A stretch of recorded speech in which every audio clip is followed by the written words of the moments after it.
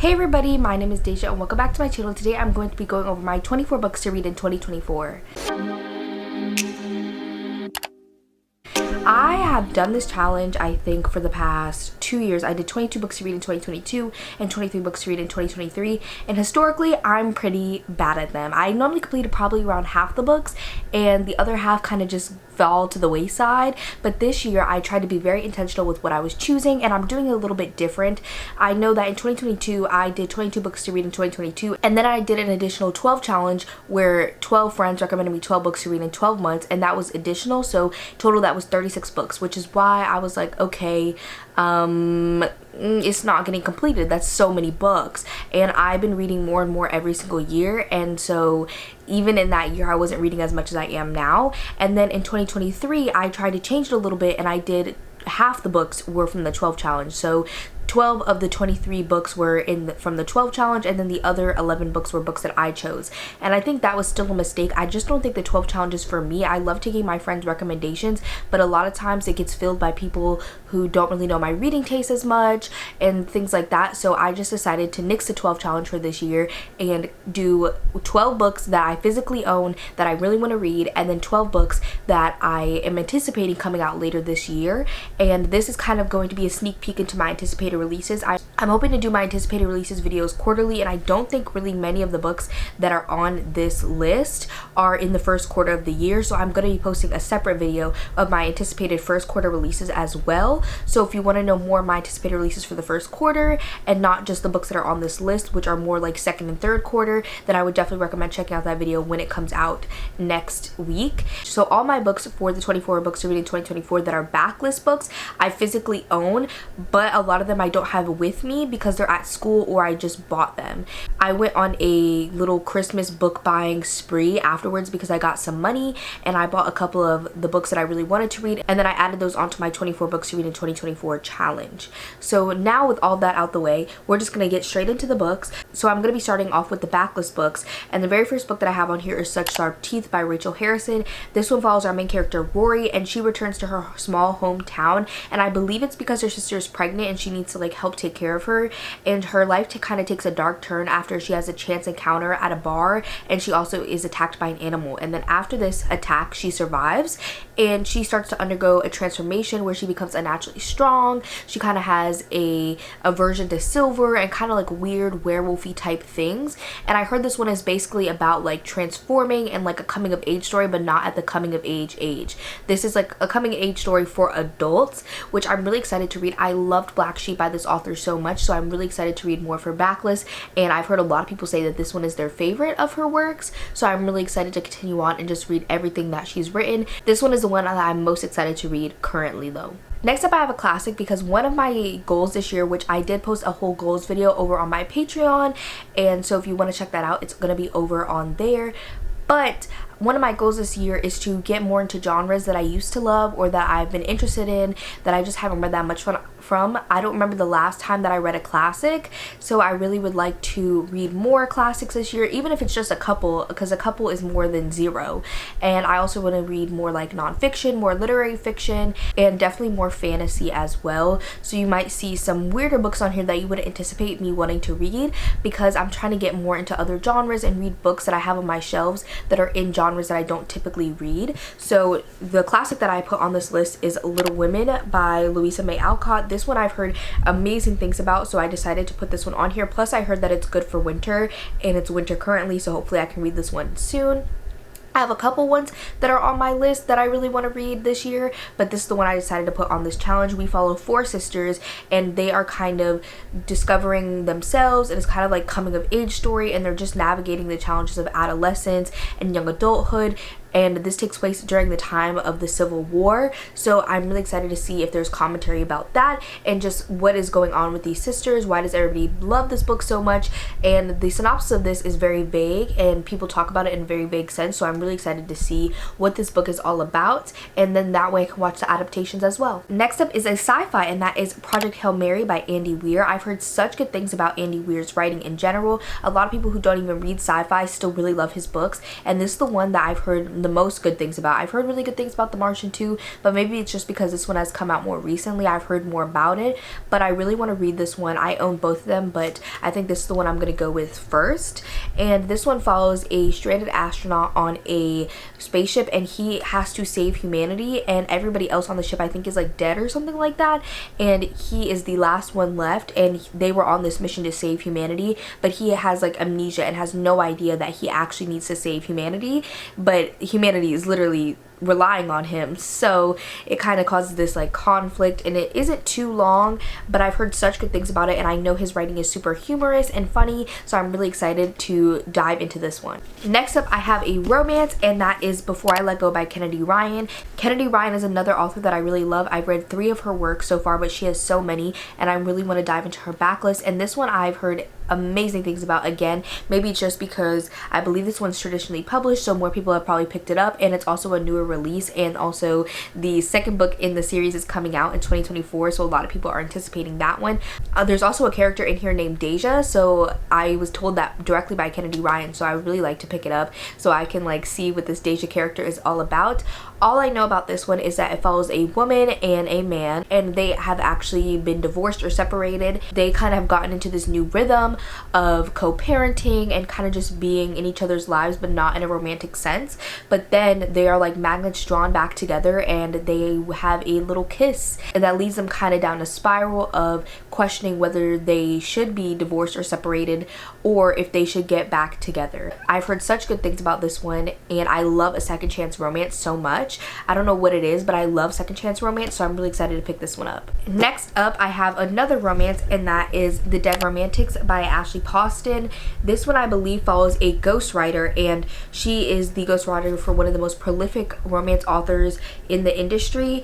But she kind of has a problem because she had a terrible breakup and she no longer believes in love at all, which kind of impacts her ghostwriting, and she gets a new editor who's really infuriating and handsome. She ends up getting a call that kind of changes everything on its axis when she's called back to her town that she's been running from for 10 years to bury her beloved father. And then when she is in the funeral parlor, a ghost shows up, and he is the editor that she recently got. He is just as confused as her as why he's there, and I don't know why he dies or anything, but I like kind of like the play on ghost in this, because he's a ghost, there's actual ghosts, but there's also ghost writing, which I think is really interesting. And I haven't heard the most amazing things about this one. I've heard pretty good things, but not like pretty mixed as well. But I really love The 7-Year Slip by this author so much. Like, I loved The 7-Year Slip. It's literally in my top 10 of the year, so I decided to put this one on the list because I would really like to read it. Next up is Night Bitch, and this one is kind of similar to Such Sharp Teeth in that this one has to do with the transformation. It is about somebody who is referred to just as Night Bitch, and she grapples with the challenges of motherhood and identity, and she's also transforming into a dog at the same time. And so I think that this one is definitely more of, again, a coming of age story, another like transformation type story, but this one has to deal with motherhood instead, which I'm really excited for. I love motherhood in books. I'm not sure why. I think it's just like a recurring theme throughout my life. I literally loved everything motherhood when I was a child. I would literally watch YouTube videos about like what's in my hospital bag. Like, that was me. I was that weird kid who at 10 years old was watching those videos. So I think that that is just like a recurring thing for me. Next up is Kindred by Octavia E. Butler.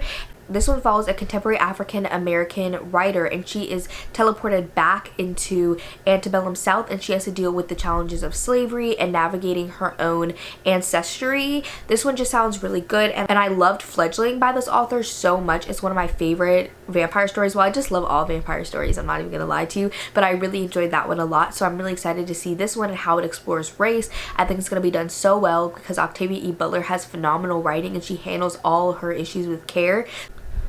Next up, I also have Saving Noah, and this one is about a mother, and she has this unwavering love for her son Noah. He literally is like a straight A student. He is an athlete, and nobody would ever suspect anything kind of strange about him, but he admits to actually like touching children, and he's literally a pedophile, but he does not want to be a pedophile. He's sentenced to like a facility, I believe, as well.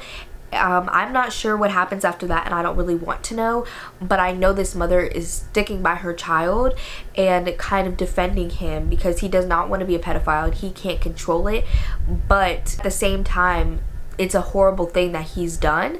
So I'm really excited to see the discussion that happens. I know this one's going to be handled with care because it's written by Lucinda Berry, who's literally like a child psychologist. She's a doctor, and I know that everybody else loves this book. I haven't heard a bad word about it. Next up, I have My Darkest Prayer by S.A. Cosby. I love S.A. Cosby so much. He's one of my favorite authors of all time after reading 2 more of his works in 2023. This is the only book of his that I have not read, so I put it on this list so I can complete his entire backlist. And so this one follows a man in a town, and he basically handles any single issue related to bodies. I don't know why, I don't know the backstory behind it, but I just know he handles a lot of these issues with bodies. There's a priest that ends up dead, and the parish basically asks our main character to investigate the death because they want to make sure that there was no malice or anything in it. And apparently this one has a lot to do with small town corruption. It says that it involves gangsters, crime lords, corrupt police officers, and more. So I'm really excited to try this one out. I know that a lot of people say this is like their least favorite of his work, and that's completely fine with me, but I'm still expecting at least a 4-star from him because it's S.A. Cosby. Next up, I have The Serpent and the Wings of Night, and this one is a fantasy romance, so I'm not going to be able to describe it to y'all just from speaking. I'm going to read it. It follows our main character, who's the adopted human daughter of the night-born vampire king, as she navigates a treacherous world where survival depends on trust, resilience, and guarding one's heart. To elevate her status and overcome the deadly challenges of a tournament, she forms a precarious alliance with a ruthless vampire and her mysterious rival. As their forbidden attraction grows, they must find themselves entangled in a war for the House of Night, where love proves to be the most perilous force. I'm really excited for this one. I've heard super good things about it, and I love vampire books. Like, this is a known thing. I love vampire books. I love ocean books, so I'm really excited to try this one out because I haven't really read that many vampire fantasy romances specifically. Like, I've read paranormal romances with vampires, but this one I believe takes place in its own fantasy world with vampires, and well, the ones that I have read I've traditionally really loved.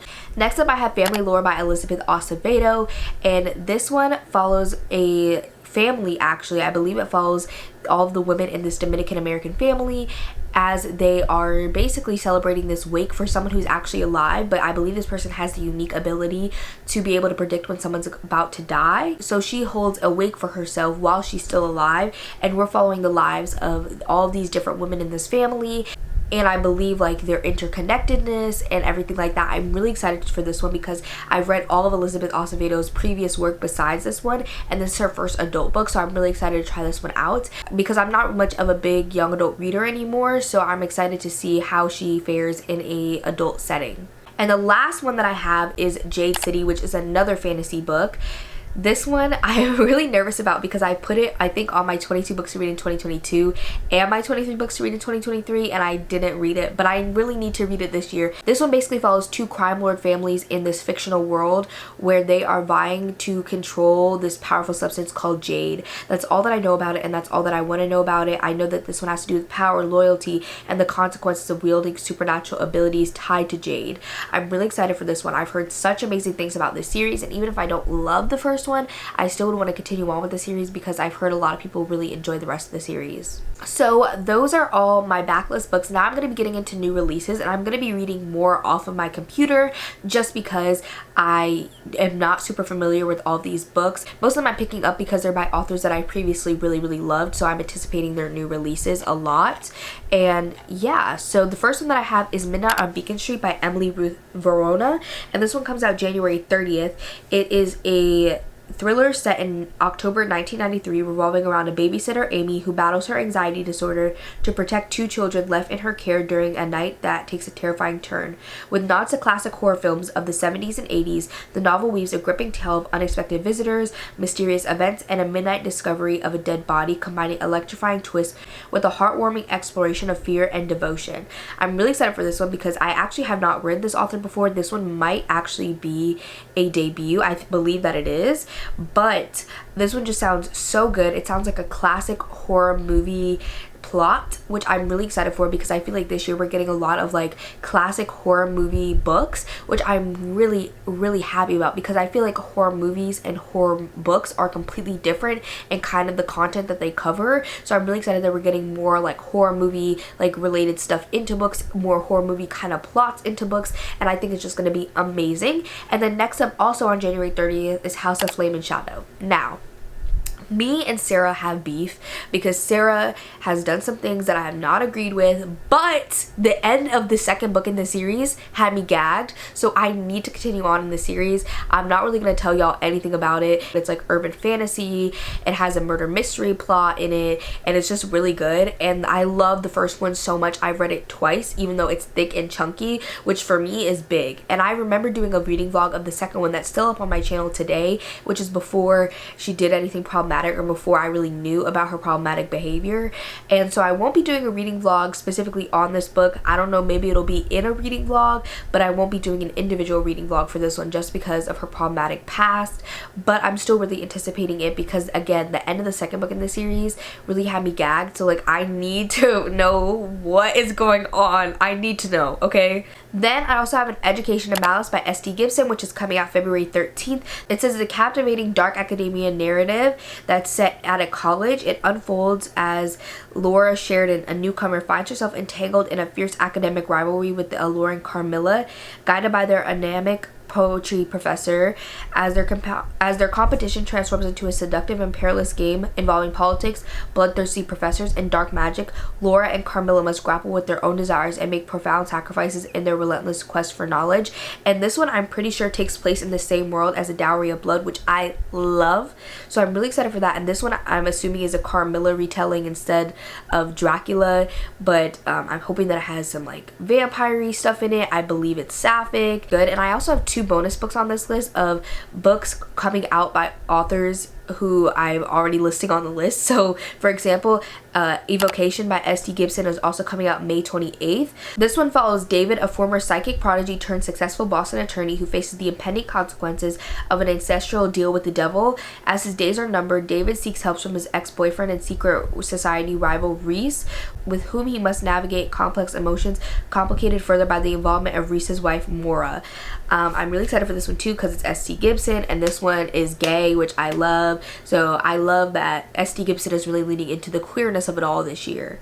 Next up is one that comes out April 2nd, and that is The Black Girl Survives. And this one is actually young adult, but it is a short story collection. It says The Black Girl Survives, and this one is celebrating a new generation of best-selling and acclaimed black writers.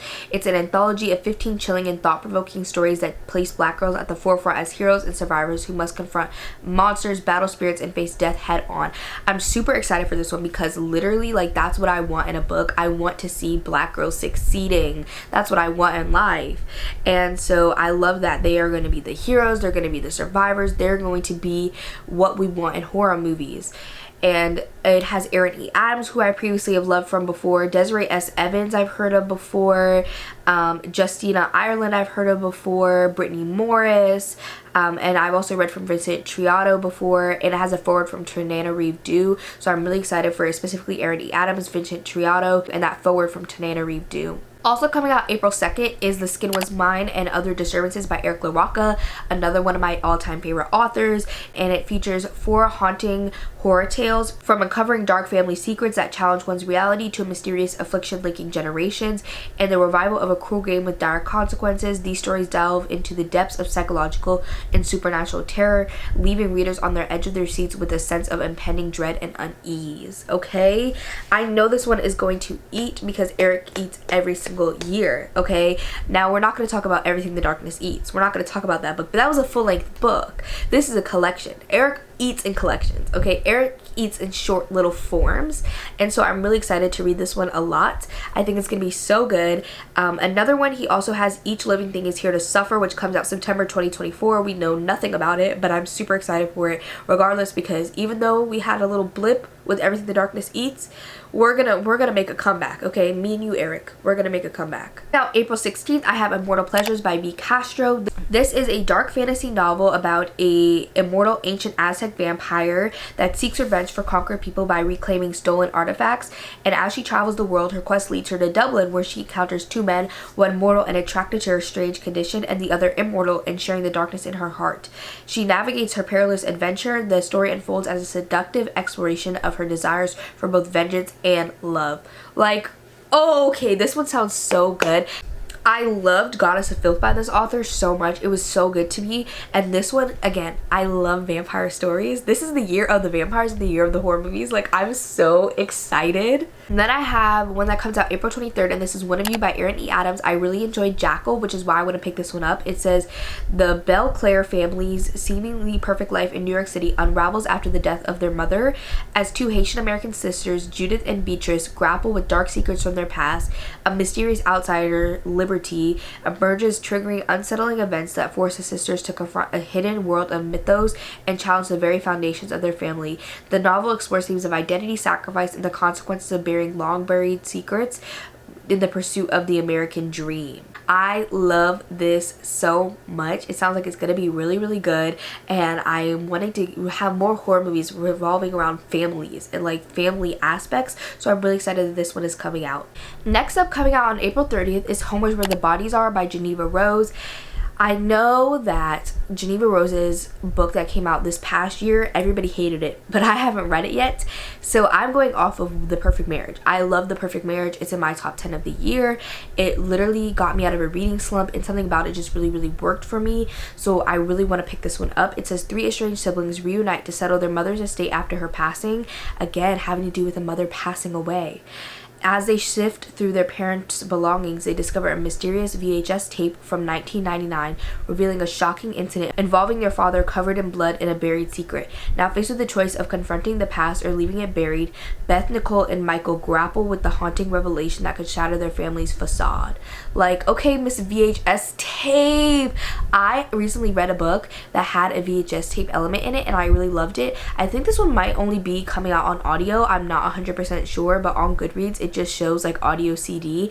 It doesn't have an actual book, but regardless, I'm going to be reading it. Next up, coming out June 18th, I have How to Make a Horror Movie and Survive by Craig DeLuey. Again, Craig and I had a little blip last year, okay? We had a little blip. I love Suffer the Children, but episode 13 was not it. But I'm hoping that this one is going to be it for me. It's another one that is like slasher movie, horror movie related. It says a renowned 80s slasher film director, Max Murray, seeks to create the ultimate horror movie using an occult camera with potentially demonic origins. As Max becomes obsessed with capturing real terror on film, aspiring actress Sally Priest finds herself entangled in a nightmarish production, facing a genuine evil that threatens to turn her into the ultimate horror movie final girl. The story blends dark humor with the supernatural, exploring the blurred lines between fiction and reality in pursuit of true horror. I'm really excited for this one. I think it's going to be amazing, and that's what I'm hoping for, even though episode 13 really did not eat to me, but I'm hoping. I have a lot of hope.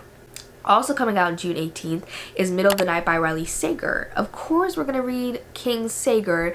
I've read all of Riley's books so far, and so I'm going to continue on that train. I plan on reading every single book that he plans on publishing. So here we are. It says Ethan Marsh grapples with the unresolved disappearance of his childhood best friend Billy, who vanished mysteriously from their tent in a quiet New Jersey neighborhood 30 years ago.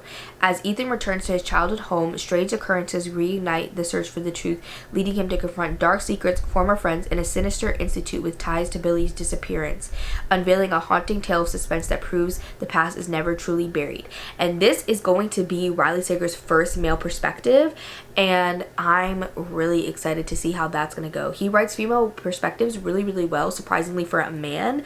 I don't know how he's going to do with a male perspective, but we're going to see. Coming out June 25th is a novel love story by Ashley Paulson. Again, I really want to read The Dead Romantics by this author because I loved The 7-Year Slip so much. So this is on here for a similar reason where I love The 7-Year Slip, so I want to read her work.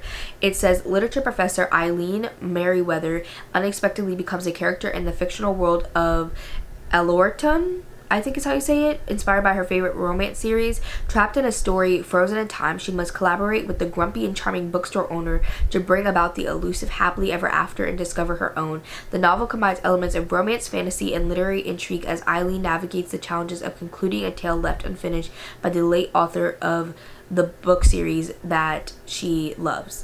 I'm really excited for this one. It sounds so good. This one also sounds really good. So I think Ashley Paulson is just a girly that eats, okay? And then the last book that I have on this list comes out August 6th, and it's This Ravenous Fate by Haley Dennings.